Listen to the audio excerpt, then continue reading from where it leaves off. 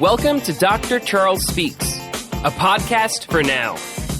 You've joined us for a special series of transformational talks, selected exclusively from Dr. Charles's corporate success calls.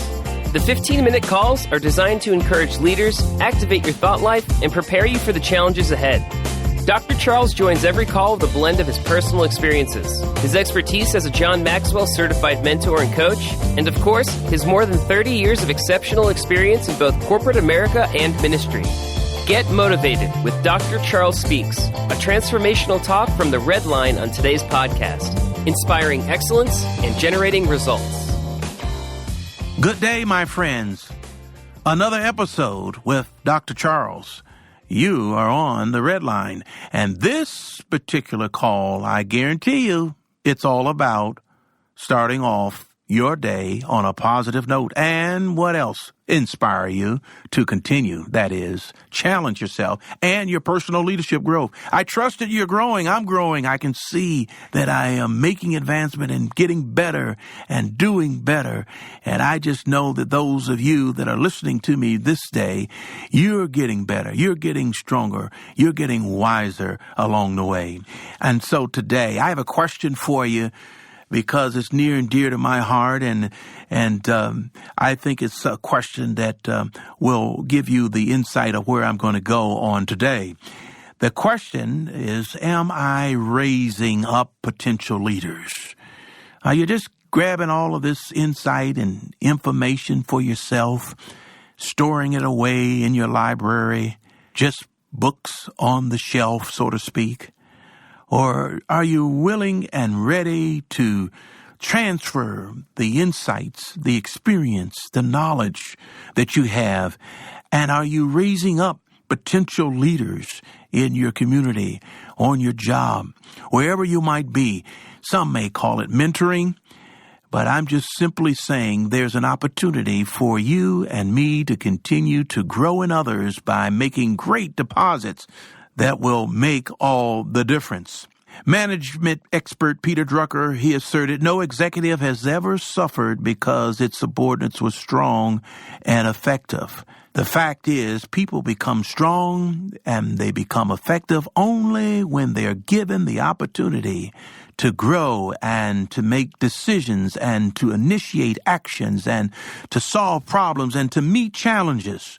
Because remember, when we empower future leaders, when we pour into them, we're helping them develop the ability to work independently and to do it well. Remember that all people have potential to succeed, and it is our job as leaders and is to see that potential and to find out what it is that they lack and what it is that we can help and pour water on that seed that's going to grow and become someone special, someone great, equipping them with what they need in today's time.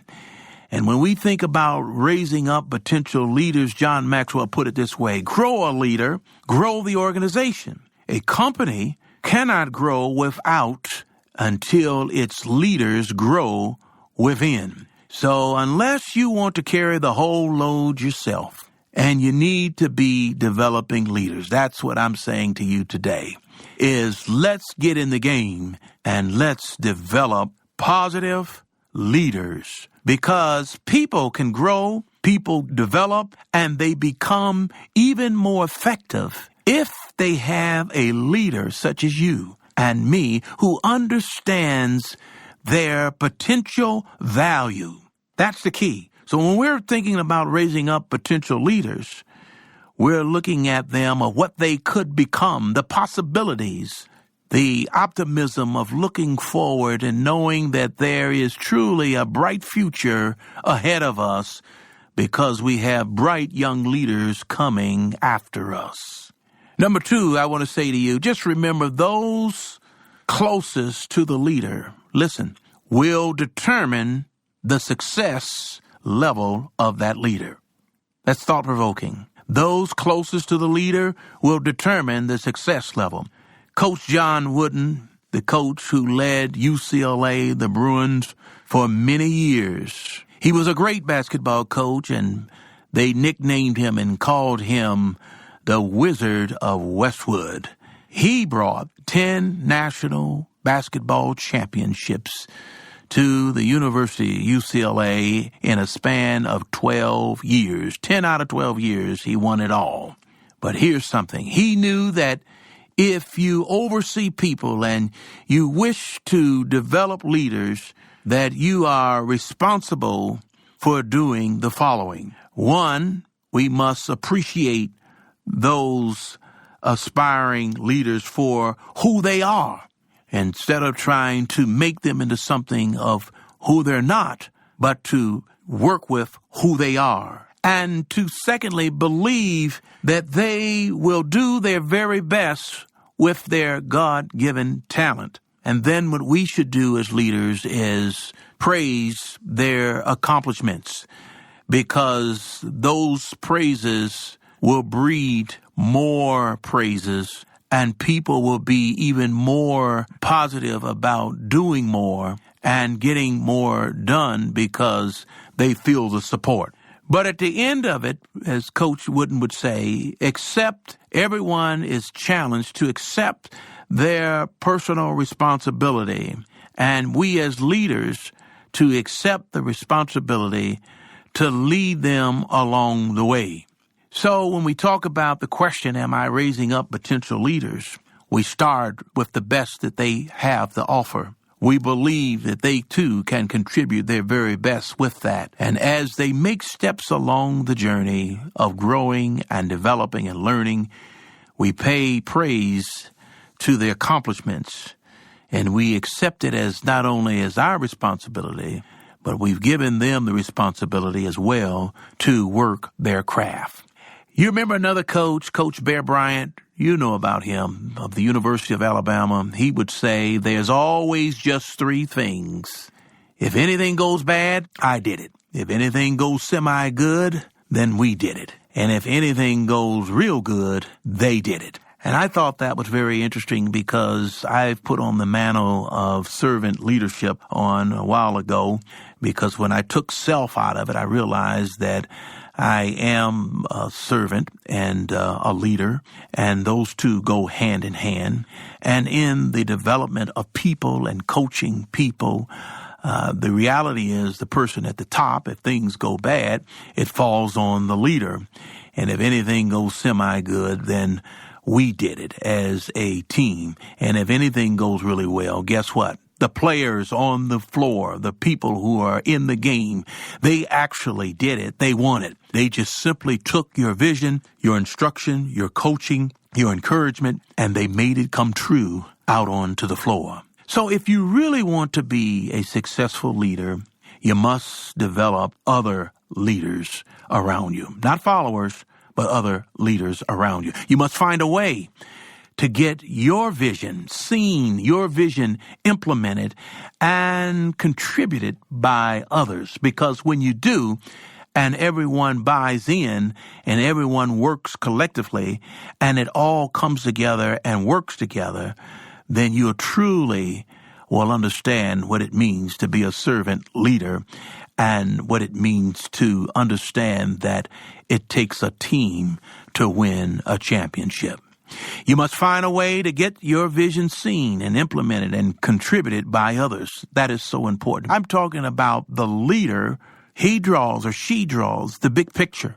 But in order to execute that, in order to take it out and to see it in a tangible way, then it's going to take other leaders to make it happen and become a reality.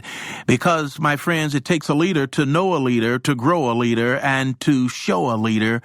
Also, it takes a leader to attract a leader. True leaders, they are able to attract potential leaders because of this. 1, leaders, they think like them. 2, leaders, they express feelings that other leaders sense. 3, leaders create an environment that attracts potential leaders. And then 4, leaders are not threatened by people with great potential. And this is what I have found along the journey. Sometimes leaders that I've run across, insecure in their own skin, micromanage, want to put their arms around everything, threatened by people with great potential, want to put their thumb on them and hold them down. But I'm here to tell you, it's time to break from underneath that thumb. It's time to expand your horizon and your territory to become even more effective, and let your wings sprout out that you may soar and that you may be able to make truly a difference. Never give up on your dreams. You've heard me say that. And the key to all of this is that as you answer the question, am I raising up potential leaders?